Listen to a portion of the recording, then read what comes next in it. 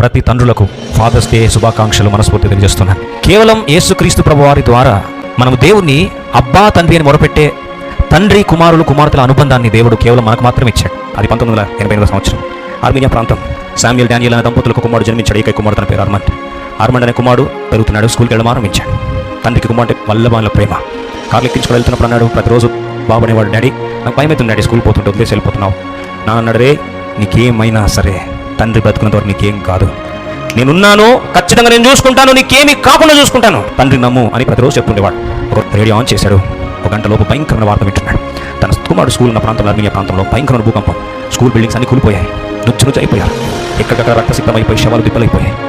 పేక మెడలా కూలిపోయింది అని వాటినేసరికి కంగారు పడిపోయి ఏడుస్తూ పరిగెత్తుకొని కారు రిటర్న్ తీశాడు. నేరుగా వెళ్ళిపోయాడు స్కూల్ ఉన్న ప్రాంతానికి. నాన్న వారు ఆపుతుంటే కూడా ఆ మంటల్లోకి ఎక్కేశాడు. చేయి పట్టుకొని ఆ పైపు పట్టుకొని ఎక్కుతున్నాడు. కాలిపోతా ఉంది, చెయ్యంతా కాలిపోతా ఉంది, మాడిపోతా ఉన్నాడు, ముఖమంతా మాడిపోతా ఉంది. ఎక్కేస్తున్నాడు. తన కుమారుడు ఏ ఫ్లోర్ దగ్గర ఉన్నాడు ఆ ఫ్లోర్లోకి వెళ్ళిపోయాడు.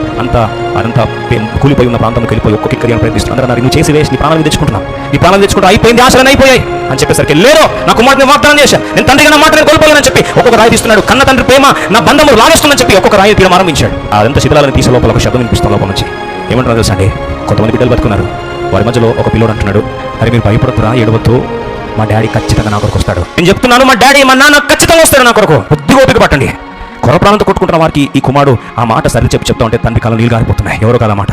అర్మండ్ లోపల నుంచి అంటున్నాడు, మా డాడీ వస్తాడు, శపథం చేశాడు, వస్తాడు అని. ఆ మాటని సరి ధైర్యం వచ్చింది, మొత్తం తీశాడు.